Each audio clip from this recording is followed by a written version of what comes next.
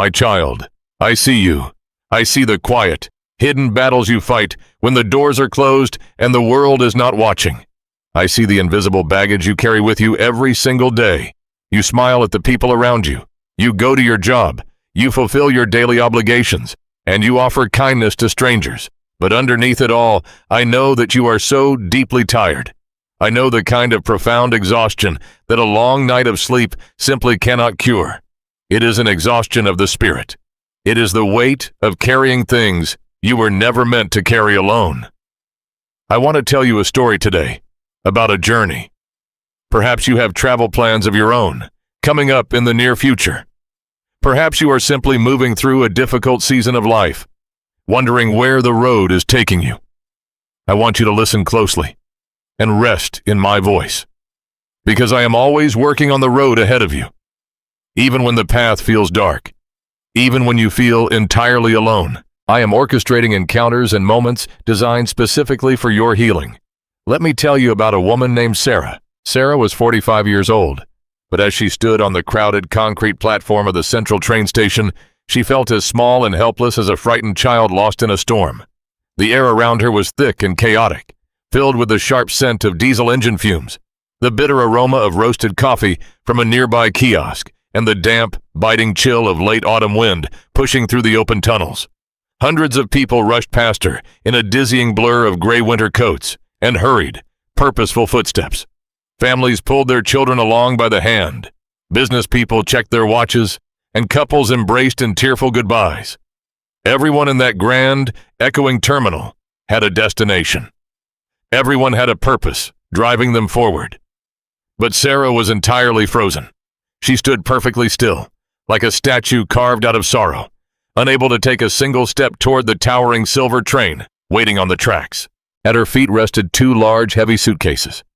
They were packed tightly with practical, dark clothing, sensible shoes, and a few toiletries. She had spent the entire previous night meticulously folding and packing, trying to bring order to a situation that felt completely out of control. But the true weight holding Sarah firmly to the cold concrete had absolutely nothing to do with fabric, zippers, or luggage. It was the crushing, suffocating weight of an estranged past. She was traveling back to her childhood home to clear out her mother's estate.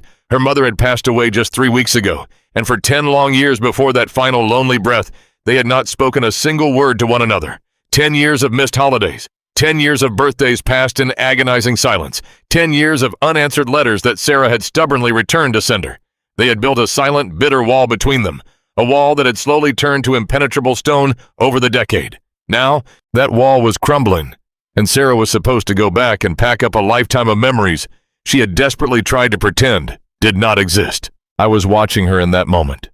My child, just as I watch you when the burden becomes too much for your shoulders to bear, my heart ached for her profound weariness. Through my word, I have always promised and called out softly to the brokenhearted, "Come to me, all you who are weary and burdened, and I will give you rest." I offer a peace that the world cannot understand and cannot take away. But Sarah had not come to me in a very long time. In the aftermath of the deep pain she suffered, she had quietly closed the door to her faith. She had convinced herself that she had to carry this immense pain alone, that depending on anyone, even me, was far too dangerous. She believed that the deep ache in her bones was simply the permanent price she had to pay for survival. She did not know how to lay her heavy burdens down, so she just kept piling them higher and higher until she had reached the absolute end of her strength. The giant analog clock suspended high above the station floor clicked loudly, echoing above the dull roar of the crowd. 10 minutes until departure.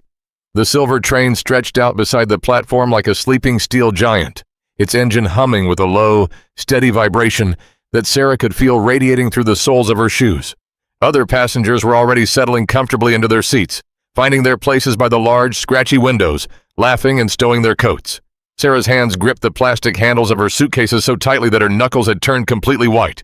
Her chest tightened painfully, as if an invisible iron band was constricting her lungs. A cold, prickling sweat broke out across the back of her neck. She could not do this. The thought rose in her mind, sudden and overwhelming, bringing a tide of panic into the back of her throat. She told herself she could just leave. She could turn around right now, walk out the glass doors of the terminal, go back to her quiet, empty apartment, and simply call a lawyer in the morning. She could pay an estate company to go into the house, pack everything into generic brown boxes, and throw it all away. She did not have to go back. She did not have to face the ghosts of her past. She closed her eyes tightly, desperately trying to block out the overwhelming noise of the bustling station. But the silence inside her own mind was so much worse. In the dark of her closed eyes, she did not see the train station. She saw the front door of her childhood home. She saw the peeling white paint on the porch railing, the faded brass numbers on the mailbox, and the exact spot in the driveway where the terrible argument had happened all those years ago. The raw, searing pain of that day was just as sharp now as it had been a decade ago. She opened her eyes, gasping slightly for air, her heart hammering a frantic rhythm against her ribs. 5 minutes until departure. The final boarding call echoed through the crackling overhead speakers, a loud, distorted voice warning that the doors were about to close. Further down the train, the heavy metal doors began to slide shut with a loud hiss of compressed air. It was now or never. The urge to flee was no longer just a thought.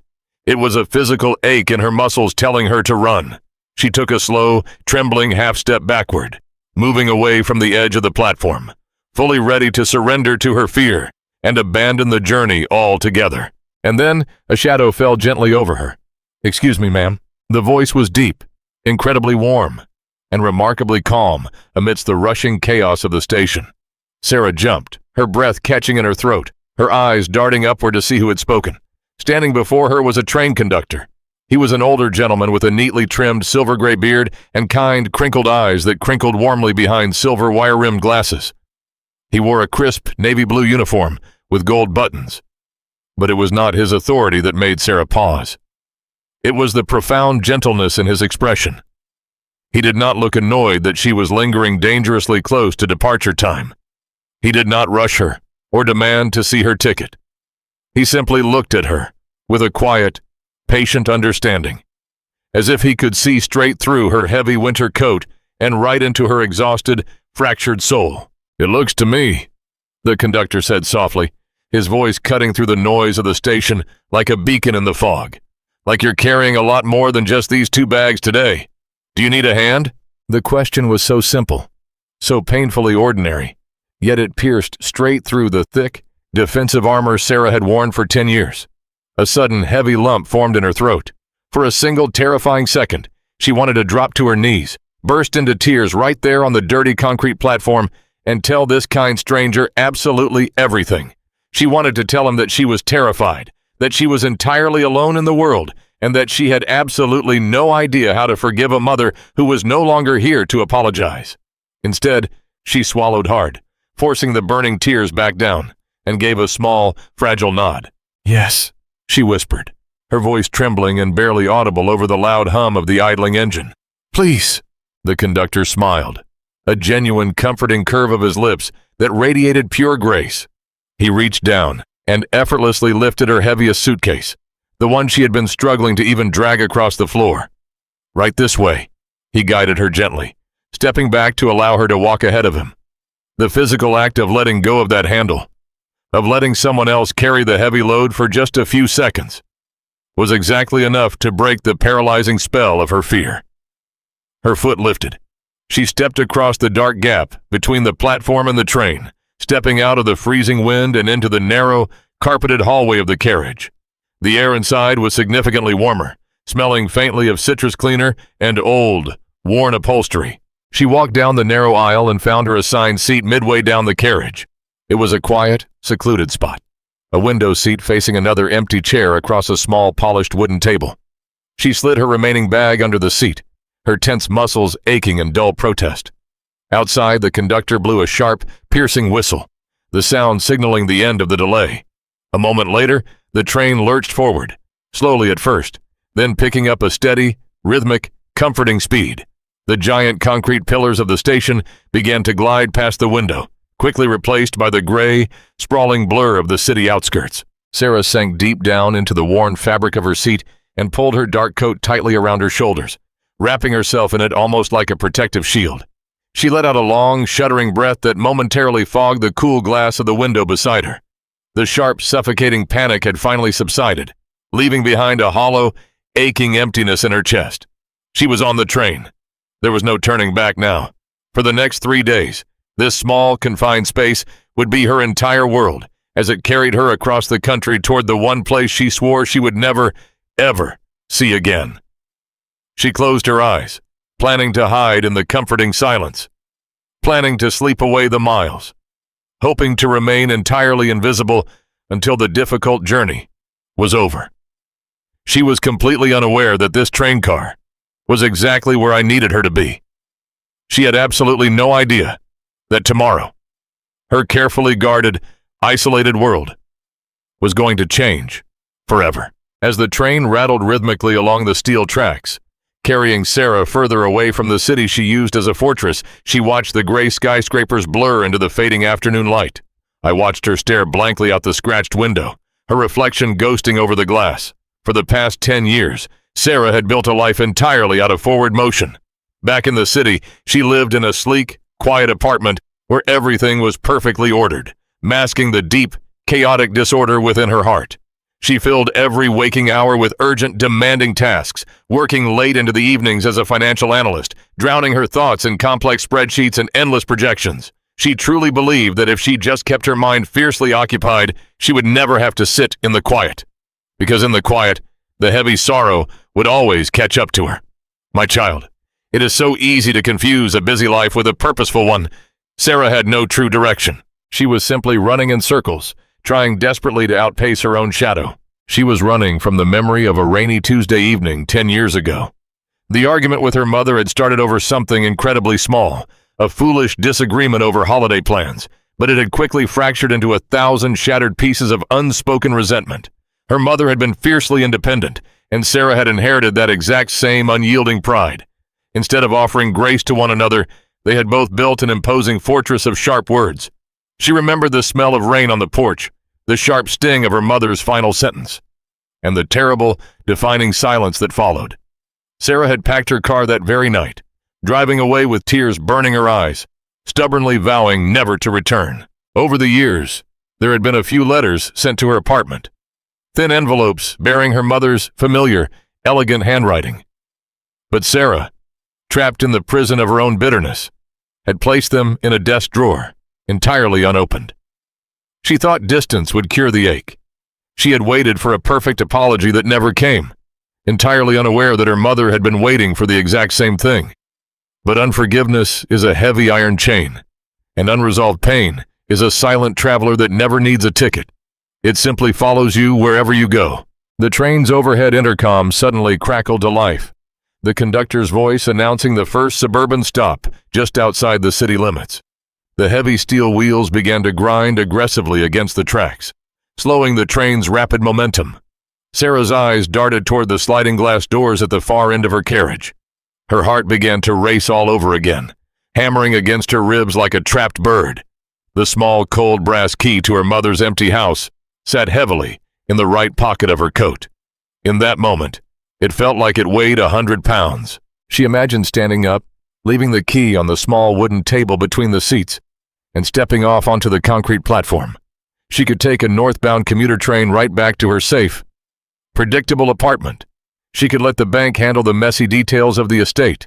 Let strangers walk through those familiar rooms.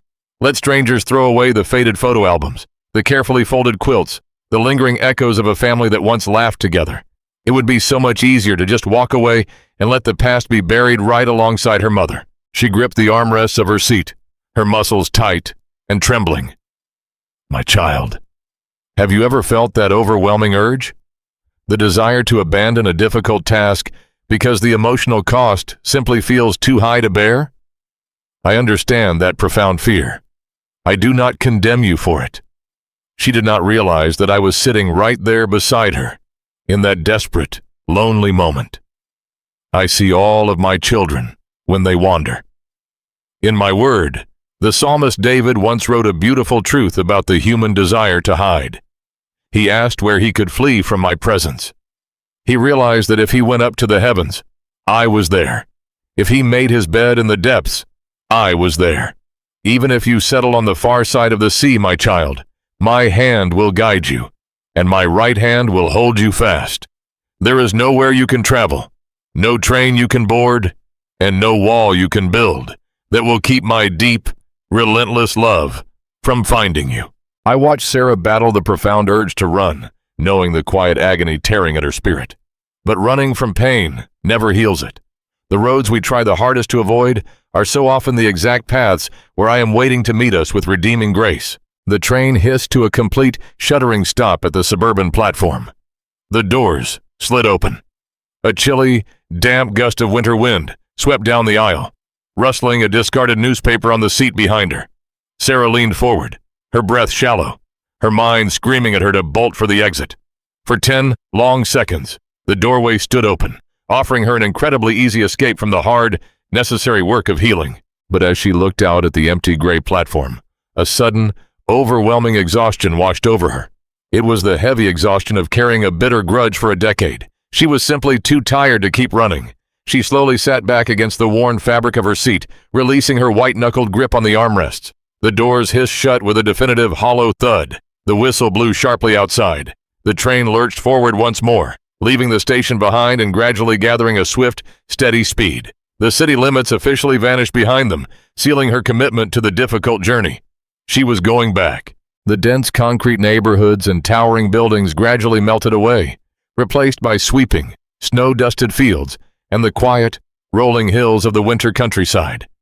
The rhythmic clatter of the tracks became a steady, hypnotic pulse, a gentle lullaby for a weary traveler.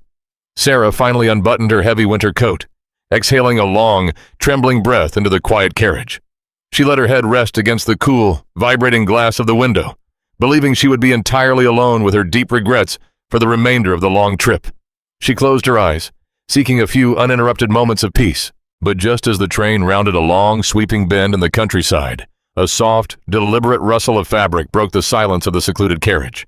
Sarah slowly opened her eyes, turning her head away from the window. The empty seat directly across the small wooden table from her was suddenly occupied by an unexpected passenger.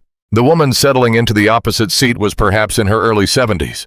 She wore a thick, hand-knit cardigan, the color of soft oatmeal, and her silver hair was pinned up in a loose, elegant twist that spoke of a different era.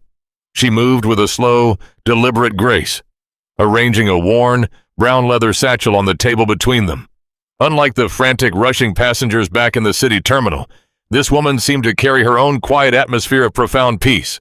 Her face was lined with the deep, beautiful geography of a long life fully lived, and her eyes held a steady, comforting warmth. Sarah immediately stiffened, instinctively pulling her heavy winter coat tighter around her shoulders. Her small, fragile sanctuary of isolation had been unexpectedly breached. She had desperately wanted this side of the carriage to remain entirely empty, so she could simply drown in her own silent sorrow. She did not want to make polite small talk about the snowy weather or the train's ultimate destination. She did not want to force a fake smile or pretend to be perfectly fine when her heart felt like it was fracturing right down the middle. "My child, I know exactly how tempting it is to build thick, heavy walls around yourself when you are hurting. When the pain is raw and overwhelming, you often believe that isolation is your only safety. You push people away, convinced that no one could possibly understand the heavy burdens you are carrying. And you convince yourself that you are better off fighting your battles entirely alone. But I do not want you to remain in the dark. Often, when you are most determined to hide from the world, I will send someone directly into your path to bring a small sliver of light. I use the gentle, unassuming presence of a stranger to interrupt your isolation. My word tells you to not forget to show hospitality to strangers, for by doing so, some people have shown hospitality to angels without even knowing it. The help you need most in this life rarely comes in the package you expect." Desperate to avoid any conversation whatsoever, Sarah quickly reached deep into her coat pocket and pulled out a pair of white earbuds. She didn't even plug them into her phone to play music. She simply pressed them firmly into her ears, using them as a universally recognized shield. "Do not disturb!" Her rigid posture screamed silently to the older woman across the table. Sarah turned her head sharply back toward the cold glass of the window, fixing her gaze firmly on the passing snow-covered fields, determined to remain completely unapproachable. Across the table, the older woman, whose name was Evelyn, did not seem offended in the slightest. Evelyn simply offered a soft, knowing smile that Sarah did not see, and began to rummage gently through her leather satchel. She pulled out a small, worn Bible, its leather cover softened by years of daily use, and set it carefully on the wooden table. As Evelyn reached back into the satchel for a pair of reading glasses, her hand accidentally brushed against a loose stack of folded papers. A single, faded photograph slipped from the pile.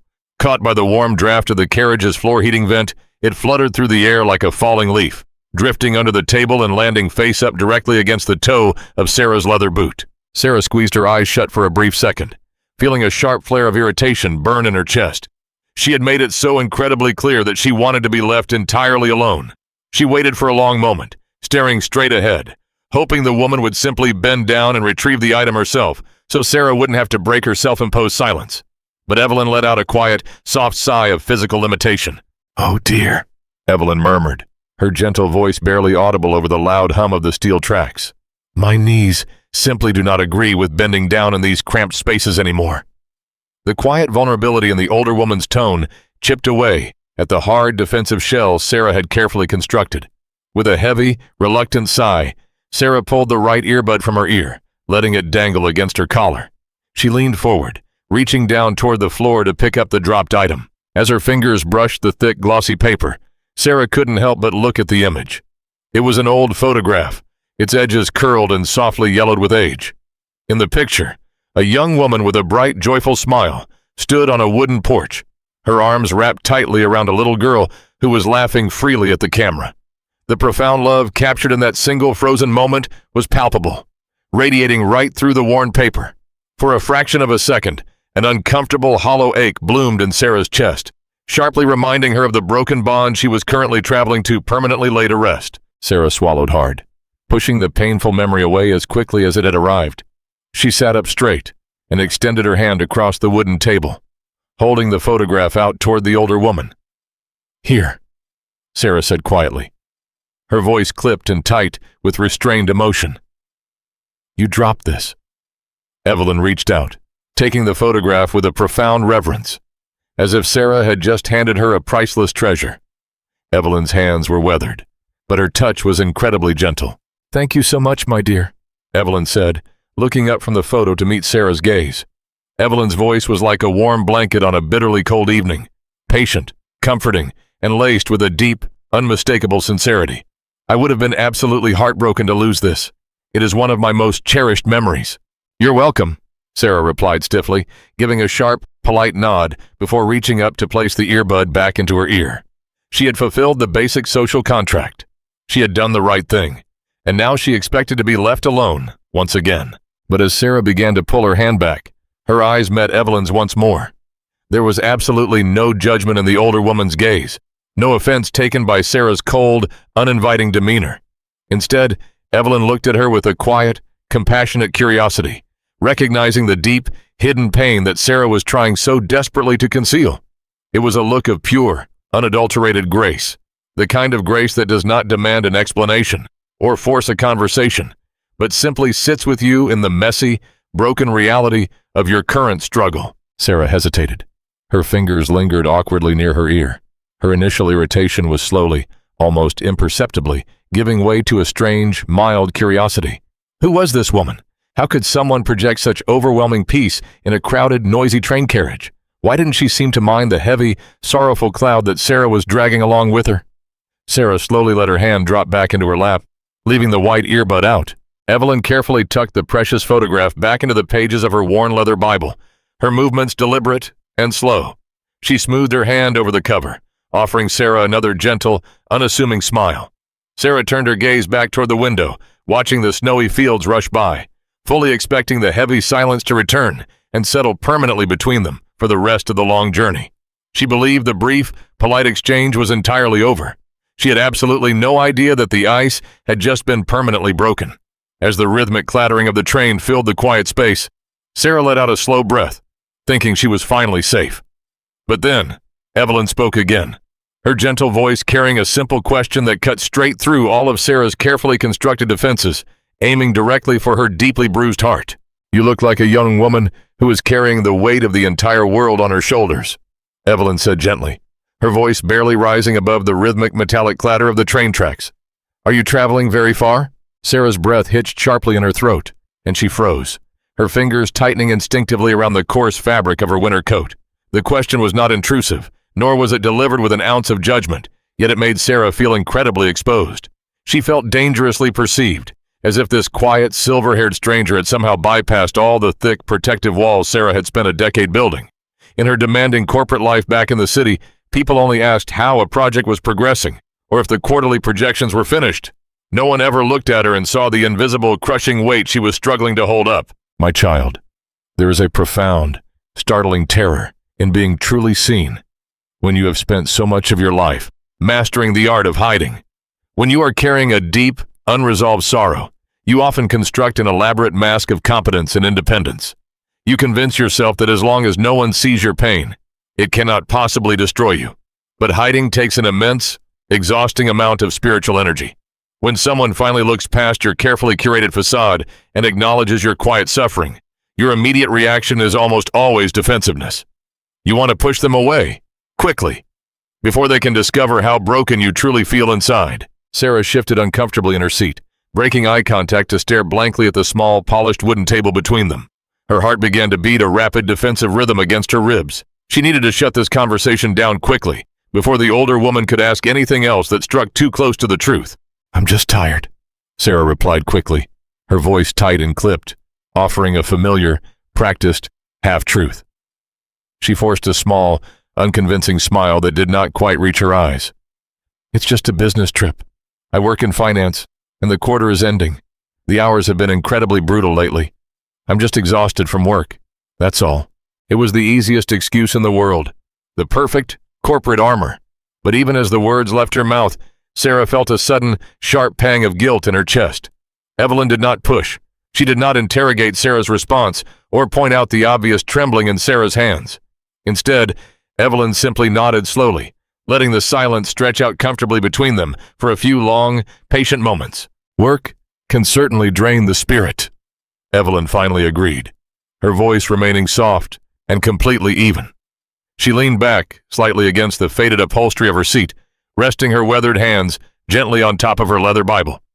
But it is amazing, isn't it, how incredibly heavy a briefcase can become when the heart is already deeply tired. Sarah swallowed hard, unable to formulate a response. The subtext in the older woman's gentle observation was beautifully, painfully clear. Evelyn was not fooled by the excuse. Her knowing, compassionate smile communicated exactly what her words did not say. I know there is much more to your story, my dear, but you do not have to explain yourself to me. You are safe here. My child, honesty with yourself is always the very first crucial step toward true spiritual healing. You cannot heal a wound that you absolutely refuse to acknowledge. My word tells you that truth brings light into the darkness, and that whatever makes things visible is light. I understand why you choose the shadows. The shadows feel incredibly safe when you are ashamed, when you are grieving, or when you are trapped in the bitter grip of unforgiveness. You give half-truths to your friends, your family, and even to me in your prayers, pretending that you are fine because you are terrified of what might happen if the dam finally breaks. But I am gently inviting you to step into the light. I want you to bring your raw, unedited, broken truth to me, because my light does not condemn your wounds. It cleanses them. Sarah did not speak again, but the frantic, defensive panic in her chest began to slowly ebb away, replaced by a strange, quiet awe. She had fully expected this stranger to offer unsolicited advice, or perhaps a barrage of nosy questions, but Evelyn offered nothing but a peaceful, completely undemanding presence. Evelyn simply opened her Bible, adjusted her wire-rimmed reading glasses, and quietly began to read the worn pages, leaving Sarah alone with the profound weight of her own thoughts. As the train hurried onward, the pale winter afternoon gradually gave way to a deep, bruised dusk. The sweeping fields outside the window turned from bright, snow-blind white to deep shades of violet and gray. The overhead lights in the carriage flickered on with a soft, warm, amber glow, casting long, dancing shadows across the narrow aisle. A dining car attendant walked briskly past, the soft chime of a bell signaling the evening meal, but neither Sarah nor Evelyn moved from their quiet sanctuary. Eventually, the sky outside turned completely pitch black, swallowing the landscape entirely. With the darkness pressing against the glass, the window transformed into a perfect, stark mirror. Sarah stared out into the night, but all she could see was her own reflection staring back at her. She studied the dark circles under her tired eyes, the tight, worried lines etched around her mouth, and the heavy, slumping posture of her shoulders. For the very first time in 10 years, she could not deny what she saw. Evelyn was absolutely right. She was carrying the weight of the world, and it was slowly crushing the life out of her. Across the table, Evelyn let out a soft, contented sigh, folded her reading glasses into a small case, and pulled a soft, woven blanket over her lap. Within moments, the older woman closed her eyes, her breathing slowing into a steady, peaceful rhythm as she rested. Sarah was left completely awake, listening to the relentless, rhythmic hum of the steel wheels beneath her feet. She was alone again in the quiet carriage, but the atmosphere had entirely shifted. The heavy, suffocating dread that had followed her onto the train was now mingled with the lingering, warm echo of Evelyn's unmerited kindness. As the train plunged deeper into the dark, frozen wilderness of the night, Sarah remained perfectly still, watching her own reflection in the glass, finally beginning to wonder if there was a way to ever set the heavy baggage down. The carriage settled into a deep, rhythmic hush, broken only by the steady, mechanical heartbeat of the steel wheels pressing forward into the freezing, desolate night. Across the small wooden table, Evelyn's breathing remained a soft, steady cadence, a stark and beautiful contrast to the chaotic, restless energy churning violently inside Sarah's chest. Sarah pressed her forehead against the cold, vibrating glass of the dark window, squeezing her tired eyes shut, desperately praying for the merciful escape of sleep. But sleep remained an impossible distance away. When she opened her eyes again, the window acted as a ruthless, unforgiving mirror, reflecting not just her exhausted face, but the deep, unresolved grief she had spent a decade trying to outrun. She did not want to go back there in her mind. She fought the memories with every ounce of her remaining strength. But in the profound quiet of that midnight carriage, the busy corporate defenses she relied on during the daylight hours simply crumbled into dust. Without the distraction of spreadsheets or endless city traffic, she was suddenly transported back to that rain-soaked driveway 10 years ago. She could almost smell the wet asphalt and the sharp, earthy scent of damp pine needles scattered across her mother's front lawn. She could hear the escalating, defensive pitch of her own voice and the devastating, final crack in her mother's tone. The argument had started over something so incredibly trivial, a simple misunderstanding about a holiday dinner schedule. But underneath that small spark was a massive powder keg of unmet expectations, unspoken hurts, and the clash of two fiercely independent women refusing to yield an inch of emotional ground. Sarah remembered the sharp, stinging sound of the screen door slamming shut. She remembered sitting in her car, the rain pounding against the windshield, vowing with absolute, furious certainty that she would never subject herself to that kind of pain again. My child, it is a tragic and profound thing to watch how quickly a heart can harden when it is deeply wounded. When you are hurt by the people who are supposed to love you the most, the pain is blinding, and forgiveness feels like an impossible, unfair mountain to climb. My word clearly instructs you to get rid of all bitterness, rage, and anger, along with every form of malice, and to instead be kind and compassionate to one another, forgiving each other, just as I forgave you. But Sarah had believed that holding on to her anger was her only reliable form of protection. She thought her silence was a strong, impenetrable shield that would keep her safe from further disappointment. But unforgiveness is never a shield. It is a prison. And the great tragedy of that dark, lonely prison is that you are the one holding the key, choosing to lock yourself inside from the bitter inside. Bitterness is a slow, silent poison that promises to hurt your enemies, but only ever destroys your own soul. For 3,650 days, Sarah had lived in that self-made cell. Staring into the dark glass, a fresh, agonizing wave of doubt washed over her, replacing her familiar anger. The protective, numb armor she had worn for years was finally wearing off, leaving behind a raw, bleeding grief. She thought of the thin, unopened envelope sitting in her desk drawer back in the city. She had felt so incredibly righteous, so completely justified in ignoring her mother's attempts to reach out. She had demanded a flawless, total surrender before she would ever grant her mother access to her life again. But now, her mother was gone. The opportunity for a tearful reunion on that peeling front porch, the chance to finally sit across a kitchen table with 2 cups of coffee and say, "I am so sorry," was permanently erased from the earth. The finality of death strips away all of our foolish pride, revealing what truly mattered all along. Sarah looked at her own pale reflection in the glass, a terrifying, sinking feeling taking root in her stomach. Was her pride truly worth the unimaginable cost of a lost decade? A single hot tear escaped the corner of her eye, tracing a slow, burning path down her cheek.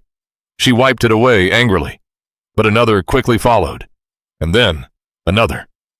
For 10 years, the narrative in her mind had been entirely one-sided. Her mother was stubborn. Her mother was demanding. Her mother was the one at fault. But in the quiet reflection of that train window, surrounded by the sleeping world, Sarah finally allowed a terrifying sliver of truth to pierce her well-practiced story.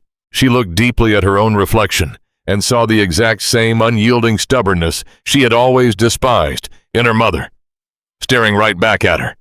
I was too proud, she thought, the realization echoing silently in the quiet space between her heartbeats. She tried to reach out, and I refused to answer. I chose my pride over my mother. It was a devastating, heartbreaking admission, but my child, it was also her very first step toward true, lasting freedom. Acknowledging your own flaws, owning your piece of the brokenness, is a small but incredibly vital victory in the journey of grace. It takes immense spiritual courage to stop pointing the finger at someone else and to finally look honestly at your own hands. Sarah let out a long, shuddering sob, bringing her trembling hands up to cover her face as the heavy, protective walls of her pride finally began to fracture and crumble.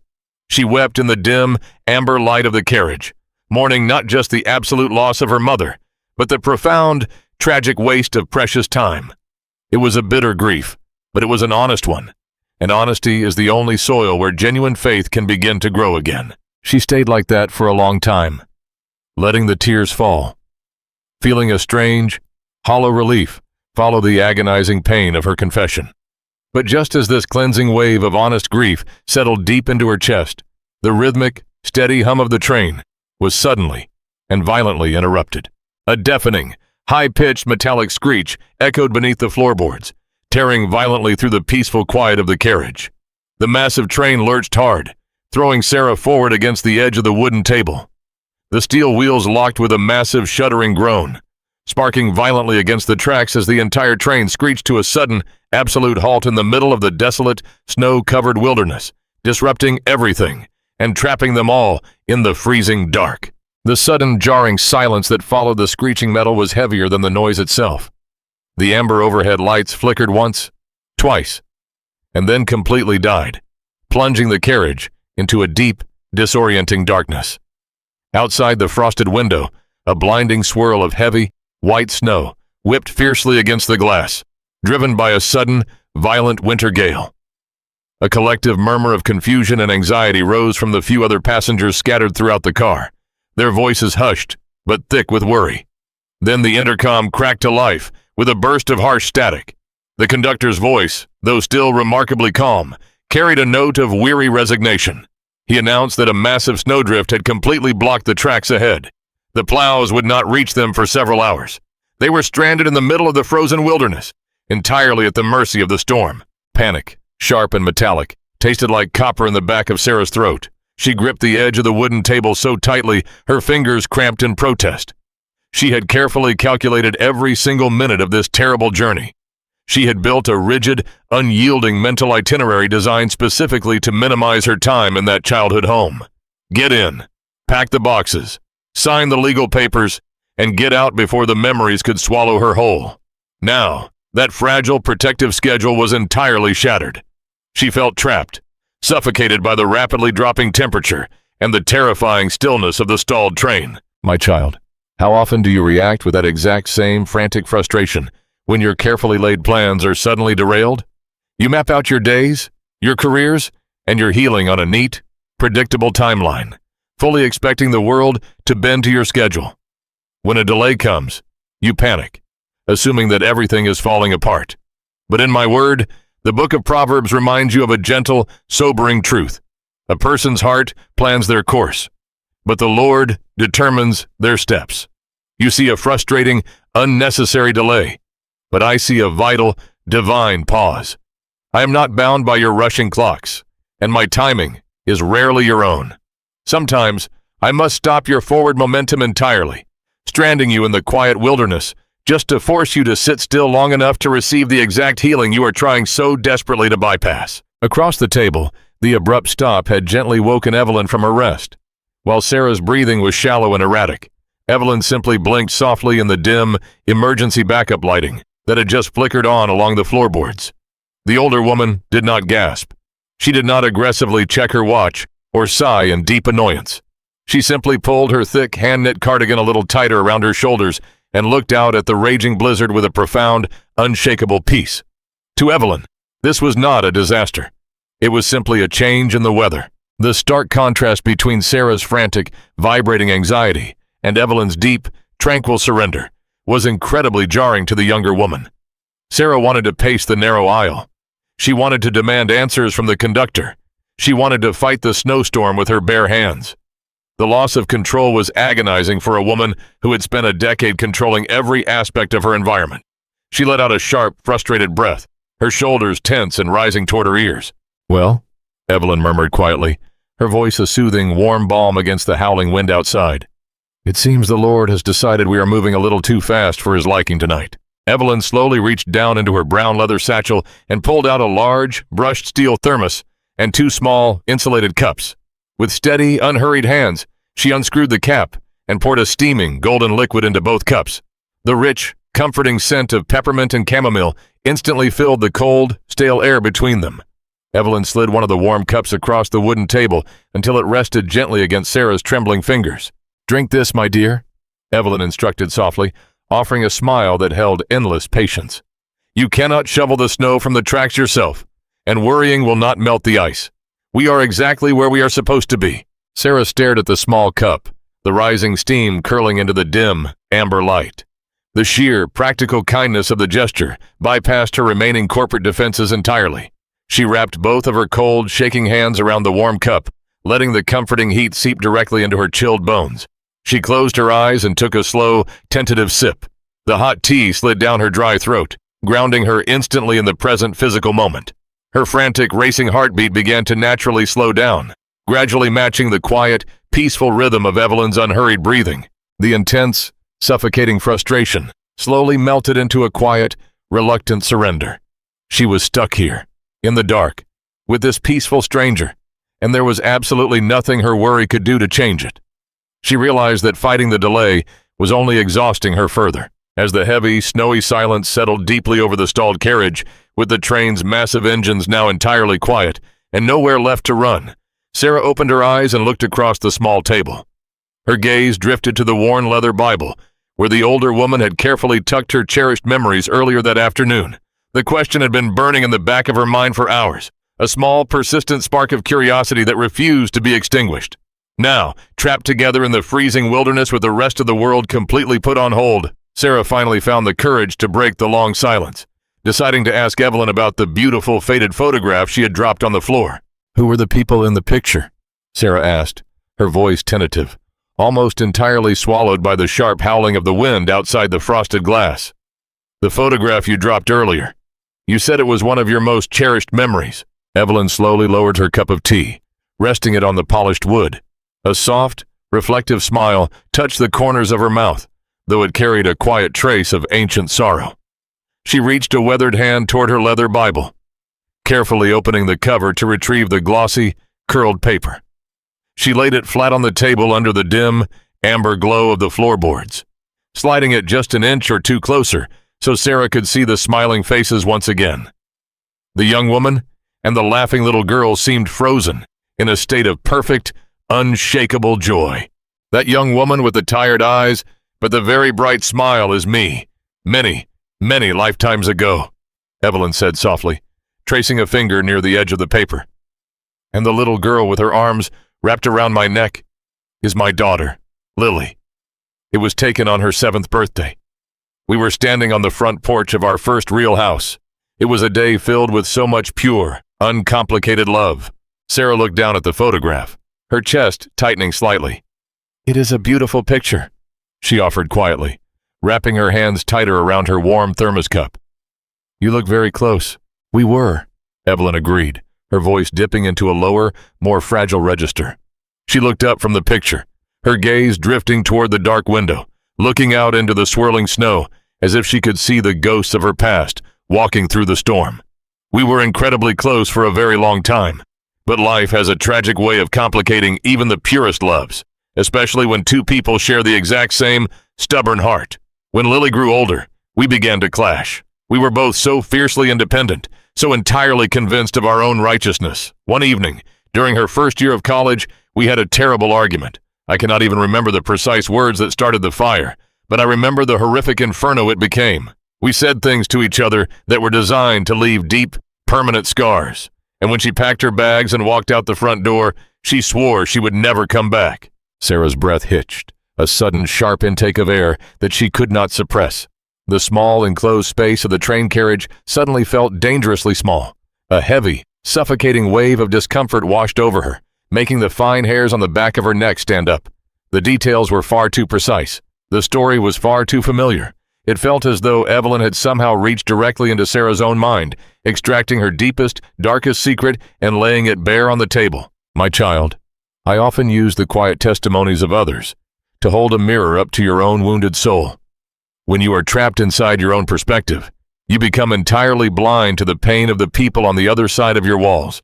You build a narrative where you are the sole victim, where your anger is perfectly justified, and where the other person feels absolutely nothing. But I brought Evelyn to that seat so Sarah could finally hear the echo of her own mother's silent heartbreak. Hearing the other side of the story is often the very first, terrifying step toward genuine empathy. We did not speak for 8 long years, Evelyn continued, her voice trembling slightly with the heavy weight of the memory. 8 years of absolute, deafening silence. I was a very proud woman back then. I spent the first few years waiting by the telephone, utterly convinced that it was her responsibility to apologize.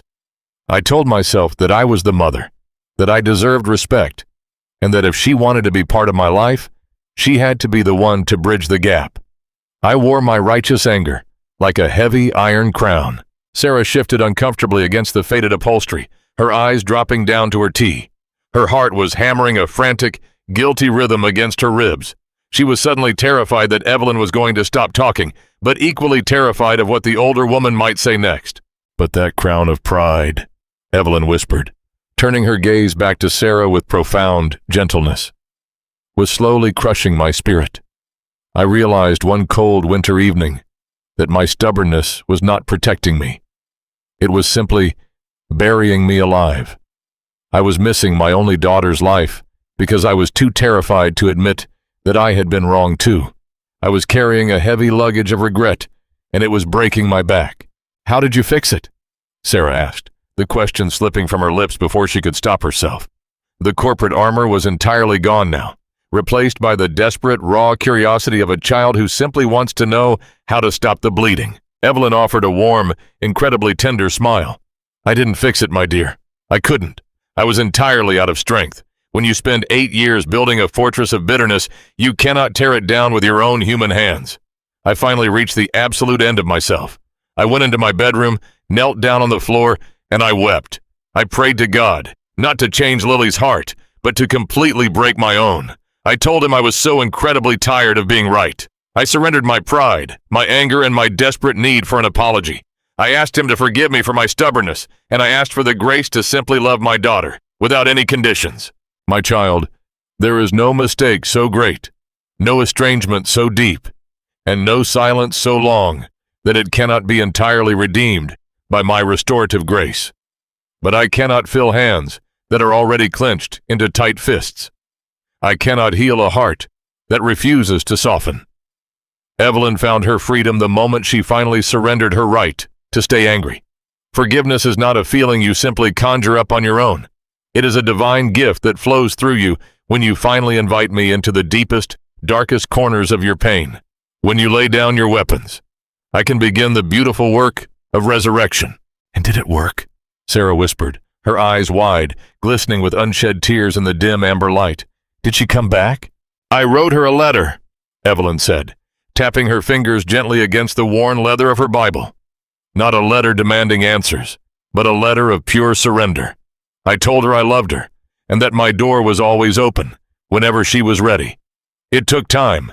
Healing is rarely a sudden lightning strike. It is usually a slow, quiet sunrise.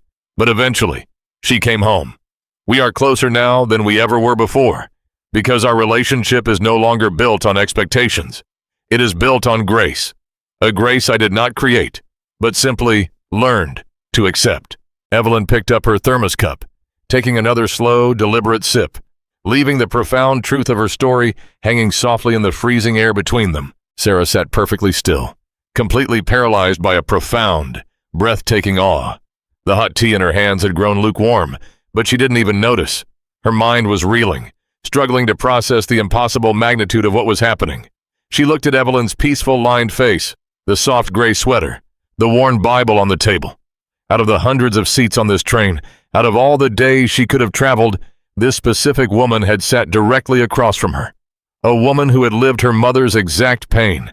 A woman who carried the exact wisdom Sarah desperately needed to hear. A sudden physical shiver ran down Sarah's spine, but it had absolutely nothing to do with the winter gale howling against the frosted window. The overwhelming realization hit her with the gentle, undeniable force of a rising tide. This unexpected companion, this dropped photograph, this sudden, blinding snowstorm halting them in the wilderness. None of it was a random accident.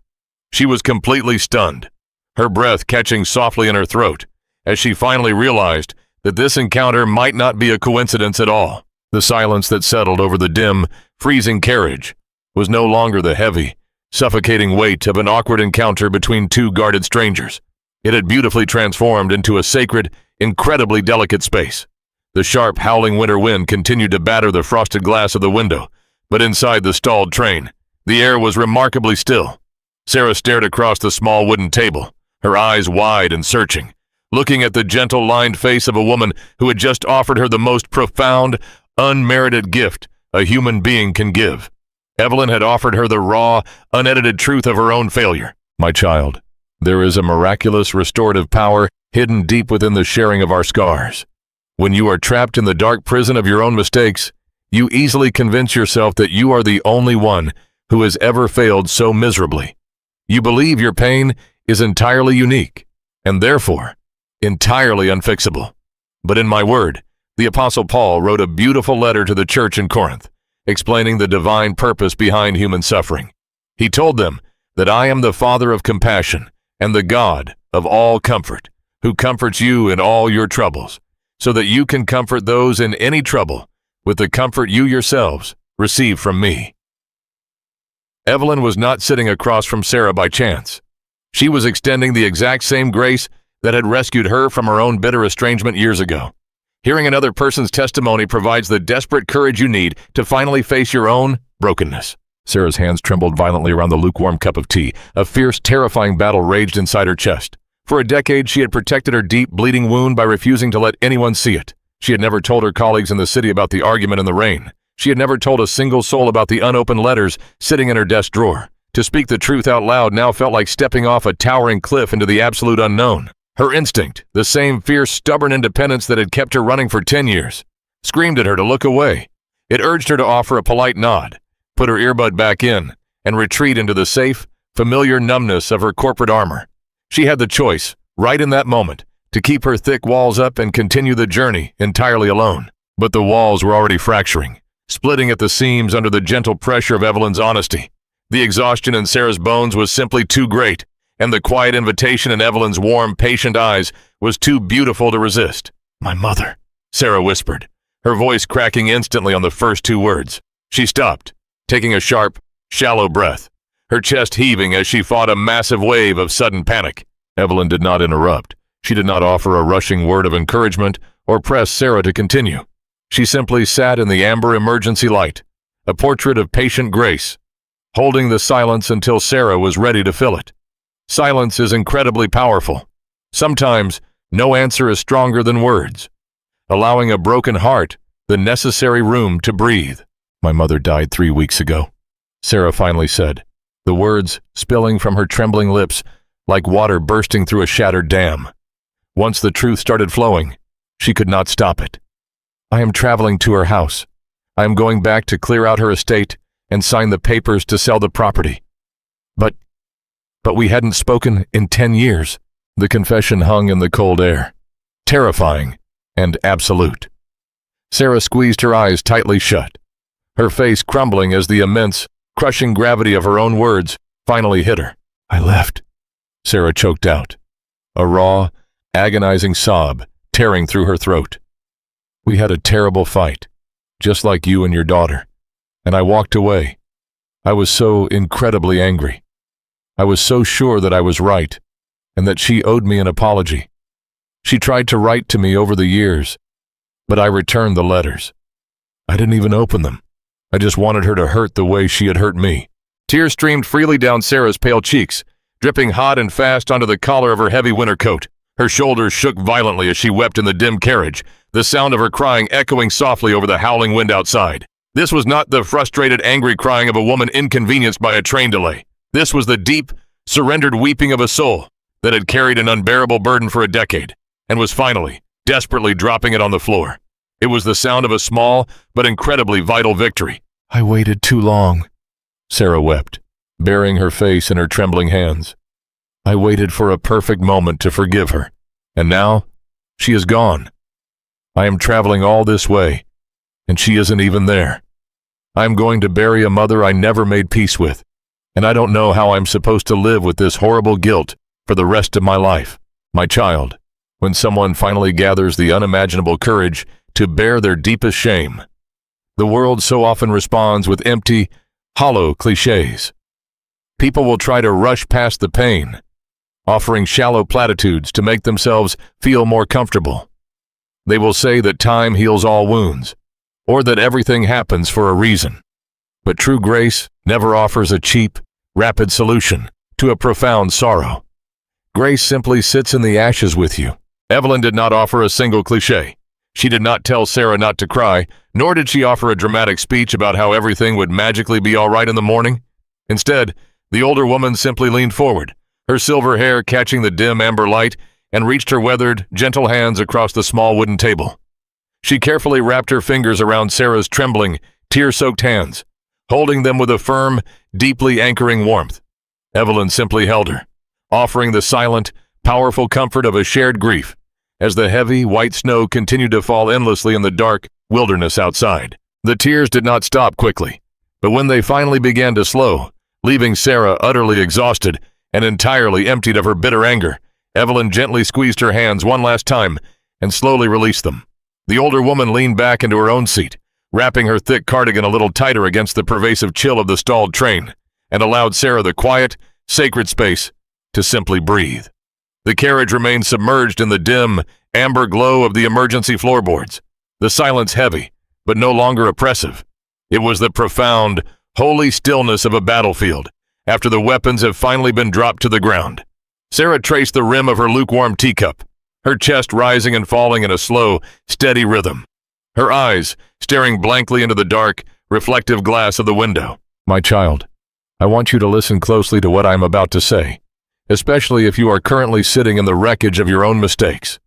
My word promises that I am close to the brokenhearted and save those who are crushed in spirit.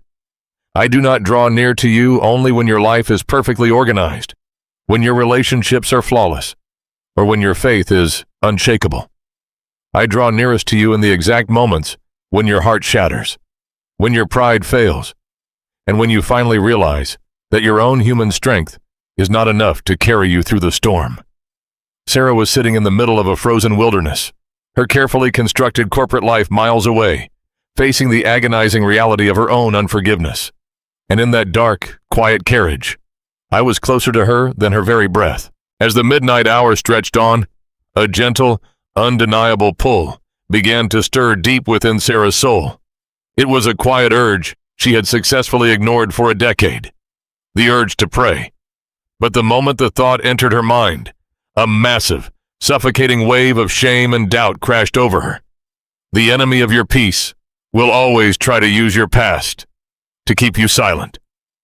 Sarah looked down at her hands, wrestling with intense feelings of absolute unworthiness. She thought about the countless Sundays she had chosen to sleep in, the Bibles she had left packed away in dusty boxes, and the 10 long years she had spent actively ignoring my voice. She had built a life relying entirely on her own intellect, her own paycheck, and her own stubborn independence. How can I possibly speak to him now? She thought. The heavy weight of her guilt pressing down on her chest. I shut him out completely. I ignored every warning. I only want him now because I have absolutely nothing left. He won't listen to me. Why would he ever listen to someone who only comes back when they are entirely out of options? If you have ever felt that exact same paralyzing fear, my child, I want to gently correct the lies you have been told. I am not a demanding corporate manager, waiting to review your attendance record, or a judge demanding a flawless resume before I grant you an audience. I never turn away a sincere, broken heart. I do not mind if I am your absolute last resort. I do not care if you only turn to me when the world has stripped you of every other comfort, because I am simply waiting for you to turn toward home. You do not have to clean yourself up to earn my ear. You simply have to come exactly as you are. Sarah closed her eyes, the rhythmic howling of the blizzard fading slightly into the background as she focused entirely on the terrifying, vulnerable leap she was about to make. She did not have eloquent theological words.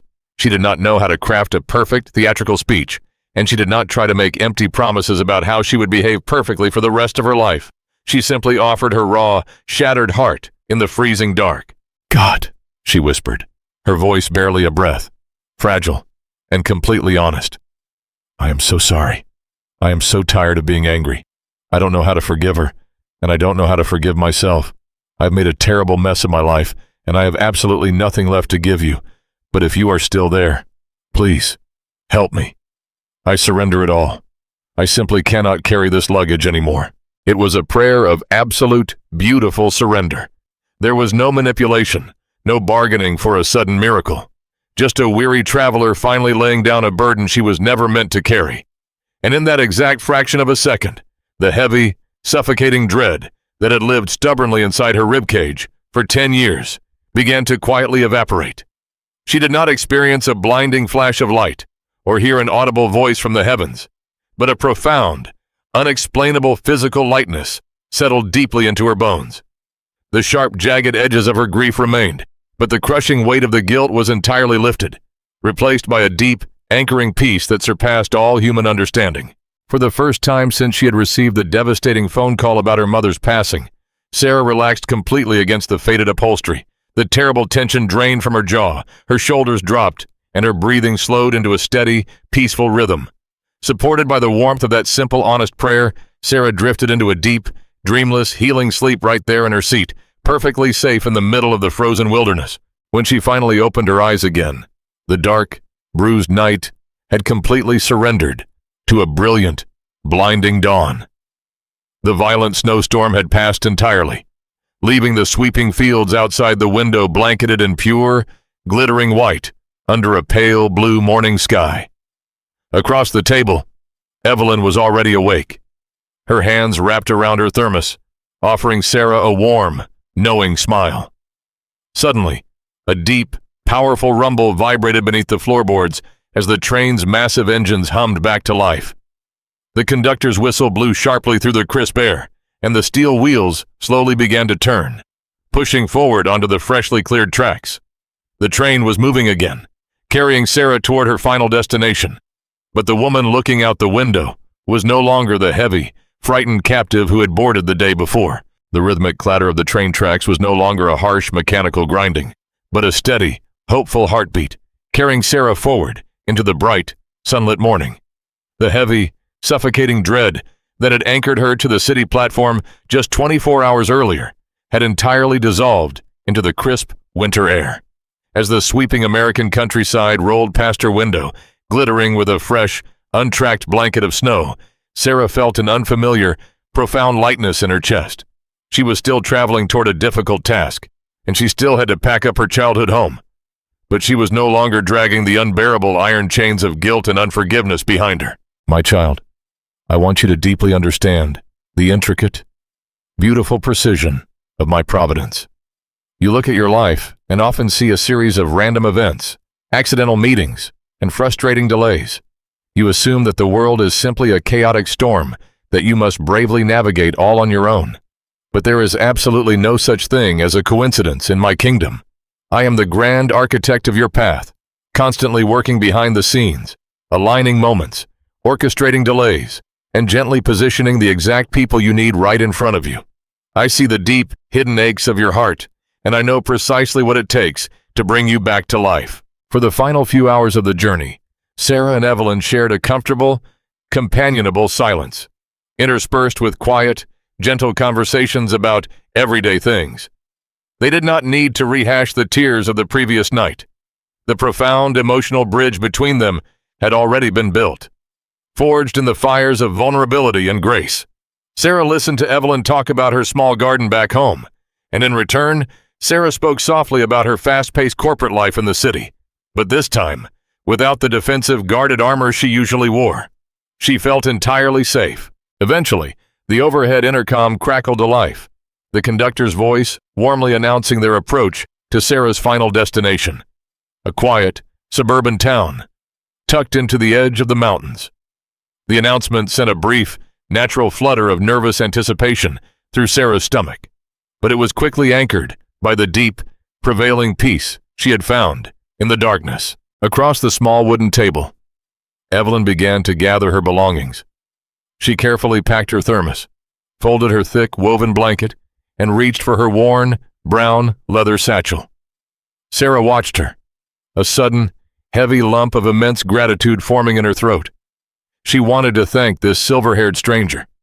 She wanted to find the perfect, eloquent words to explain that Evelyn had single-handedly saved her from a lifetime of bitter regret.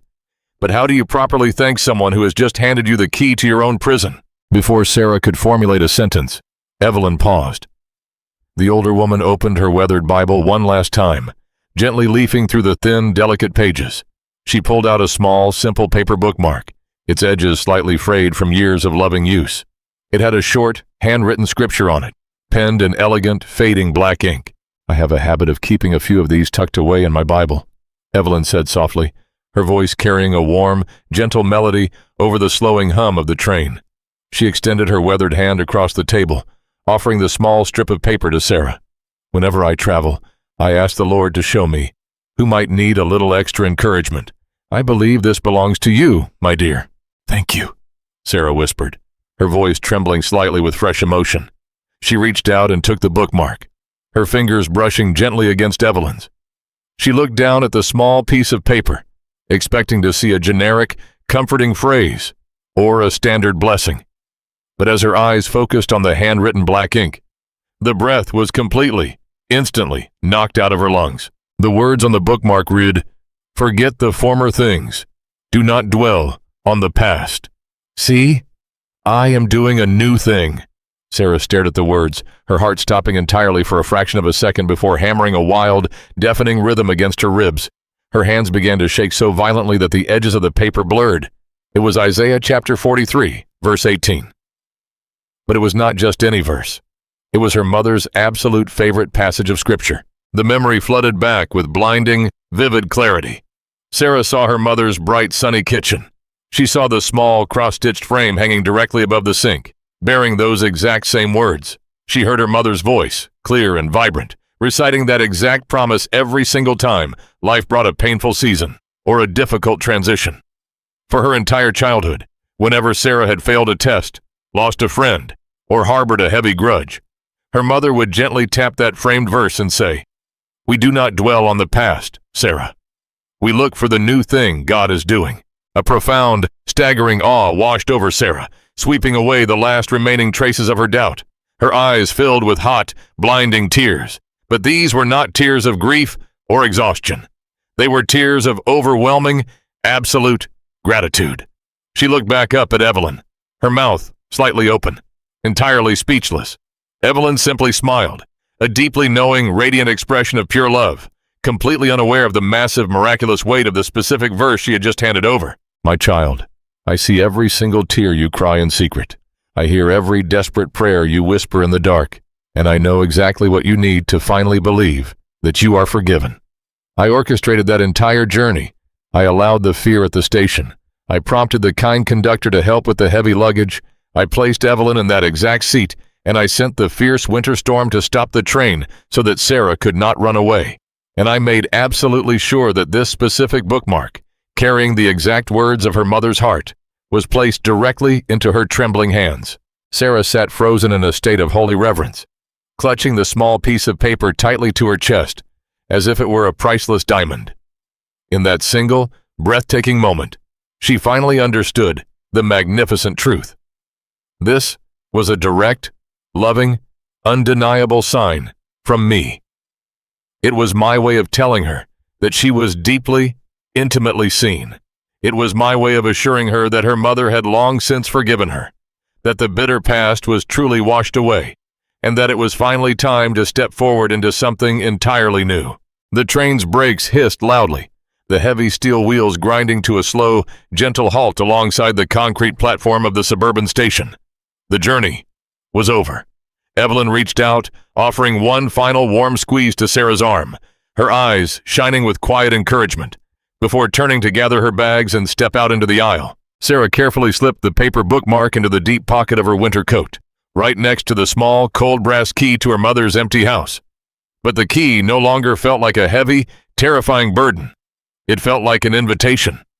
She stood up, retrieving her suitcases from beneath the seat, her movements surprisingly light and steady, as she walked down the narrow, carpeted hallway and stepped through the sliding metal doors into the crisp, bright American morning. She took a deep breath of the freezing air. She was stepping into the exact same town she had angrily fled 10 years ago, but the woman walking onto that platform was completely, permanently transformed. The short taxi ride from the station to the quiet suburban neighborhood was a journey through a living, breathing museum of her childhood. Sarah watched through the frost-rimmed window of the car as familiar landmarks drifted past. The old brick elementary school, the small community park where the swing sets were now buried in deep winter snow, and the corner grocery store with its faded neon sign. The town had remained perfectly, stubbornly unchanged, frozen in the amber of her oldest memories. But as she looked at these places, she realized that the bitter sting they used to carry had lost its sharp, painful edge. The heavy, suffocating anger that once colored every single thought of this town had been washed entirely clean by the quiet tears she had shed in the midnight carriage. My child, when I perform a deep, healing work inside your heart, it completely transforms the way you view the world around you. Places that once looked like terrifying battlefields suddenly look like fertile ground, waiting patiently for new seeds.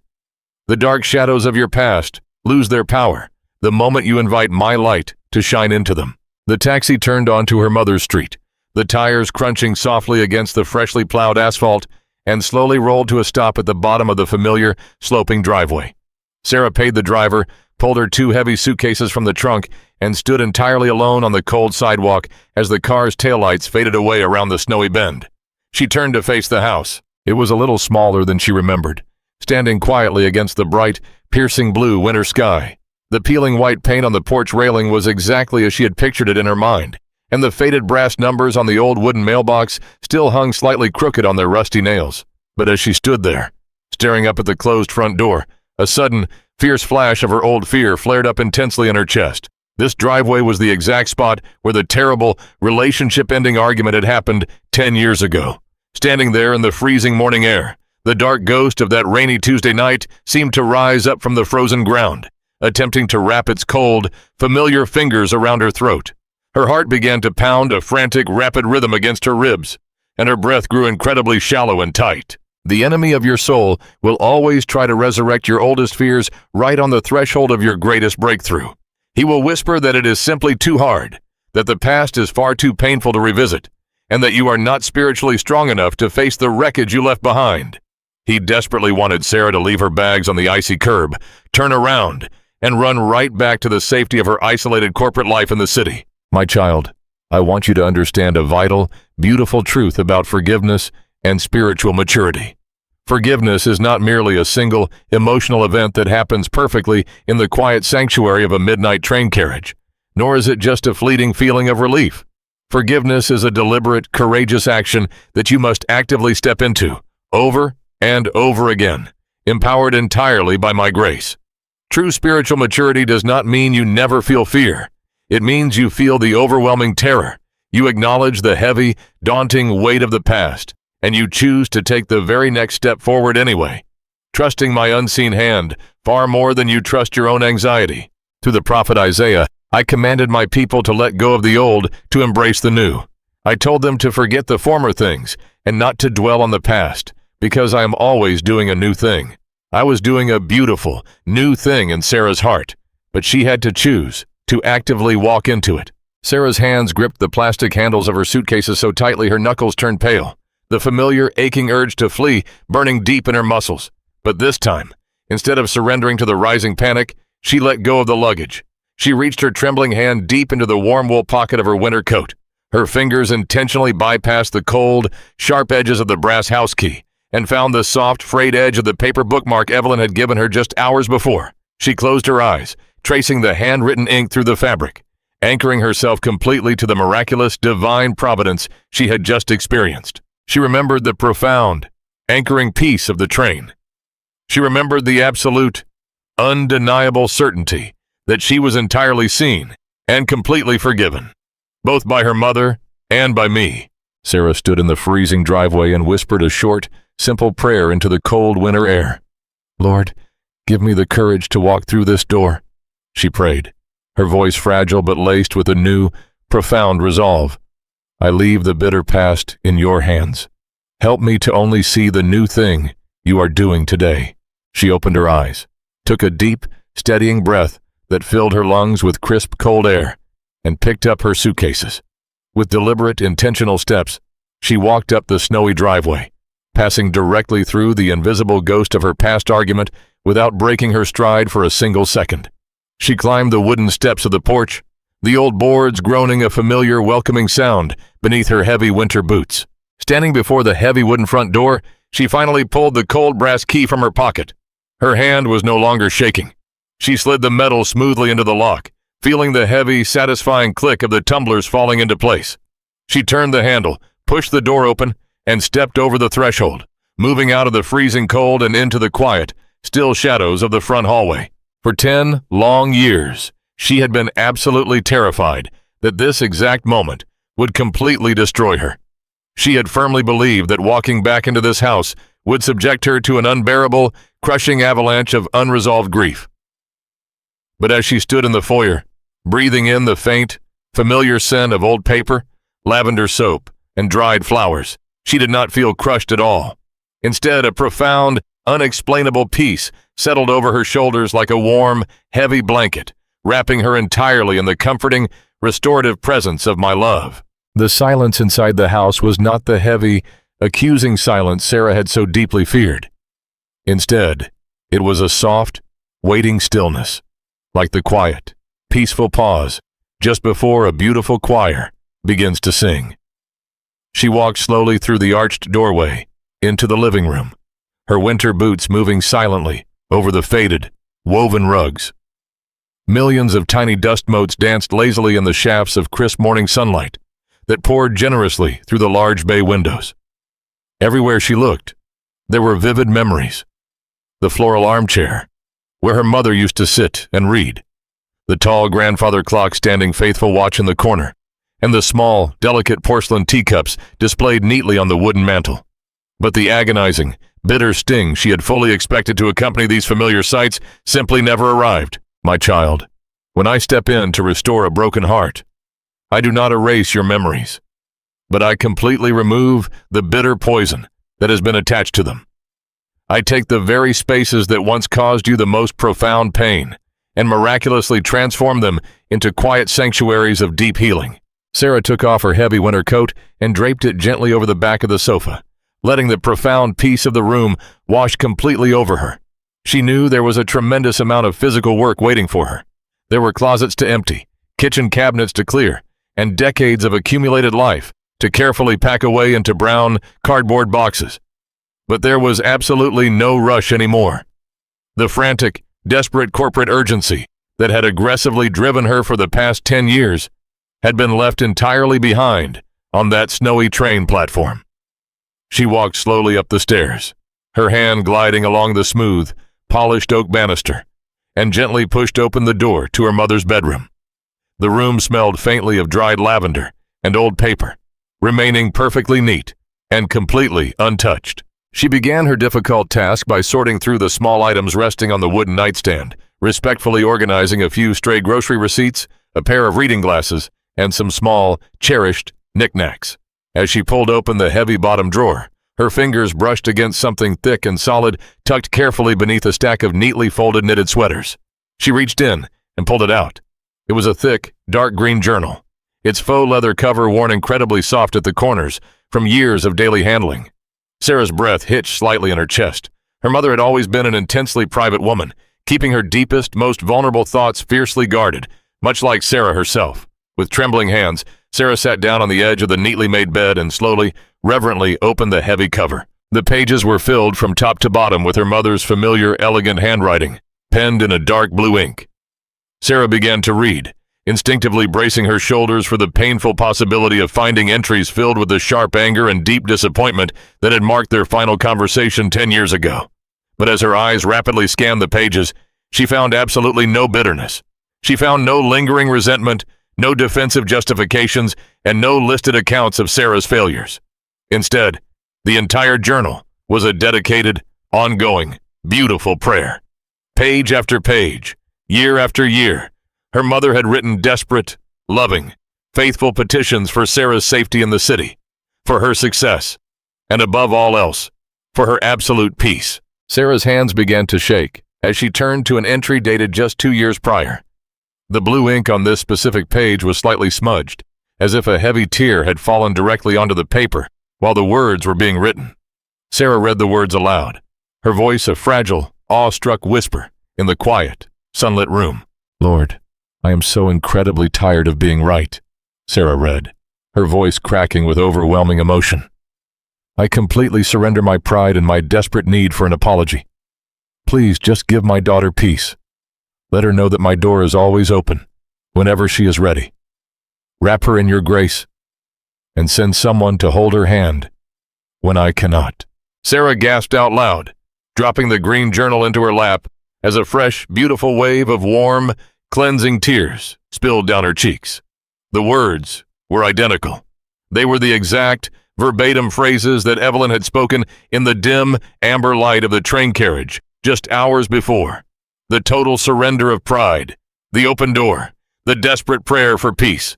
It was all there, permanently and faithfully inked on the page, long before Sarah ever bought her train ticket. "My child, I want you to clearly see the magnificent, invisible tapestry I am constantly weaving throughout your life. I hear every single prayer whispered in the secret quiet of your rooms." Sarah's mother had faithfully prayed for someone to hold her daughter's hand when she could not, and I answered that exact prayer on a stranded train in the middle of a violent winter blizzard, using a silver-haired stranger whose own heart had been broken in the exact same way. I am the God who bridges the massive, impossible gaps that human pride creates. I connect the righteous, loving prayers of a mother to the desperate, unspoken need of her child, reaching across time, across physical distance, and even reaching beautifully across the final boundary of death. The overwhelming, glorious joy of that realization settled deep into Sarah's bones, providing a powerful, ultimate closure to her long decade of running.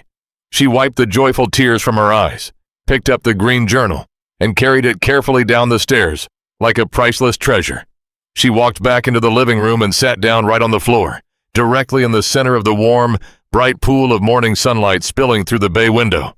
She looked around at the quiet, peaceful house, glancing at the empty cardboard boxes waiting patiently in the corner.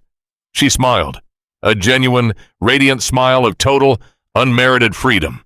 The heavy, suffocating luggage she had carried for 10 years was entirely gone.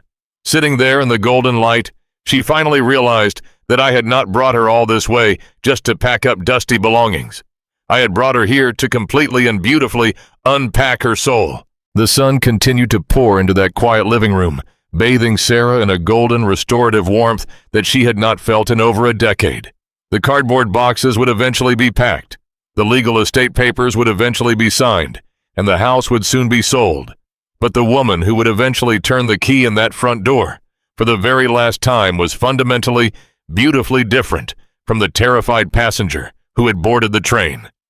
She had originally embarked on this trip simply to bury the painful remnants of her past, but instead, she had found the miraculous grace to finally let that past live in peace. My child, your own life is filled with these same kinds of unexpected, daunting journeys.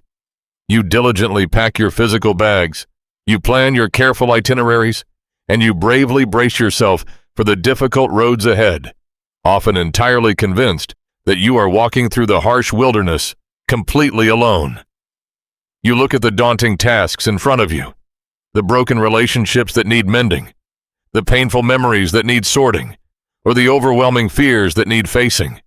And you assume that you must rely entirely on your own exhausted strength to survive the trip. But I want to gently assure you today that I am always working just behind the curtain of your everyday life. I am the quiet, masterful architect of your days, carefully weaving my enduring faithfulness into the very fabric of your seemingly ordinary routines. When you are deeply dreading an upcoming travel plan, when you are terrified of facing a difficult conversation, or when you feel hopelessly stranded in the cold, dark waiting seasons of your life, I want you to remember Sarah's journey. What felt to her like a frustrating, terrifying delay in the middle of a violent winter storm was actually the very canvas I used to paint her absolute freedom. One divine meeting truly can change everything.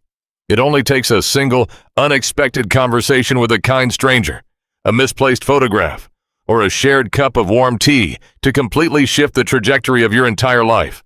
I use the mundane, easily overlooked moments, the long train rides, the quiet delays, the brief encounters in crowded rooms, to bring your wandering heart right back home to me.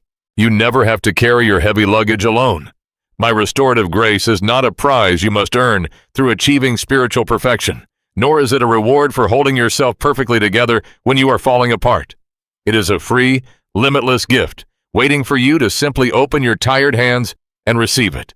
I know the relationships in your life that feel permanently shattered.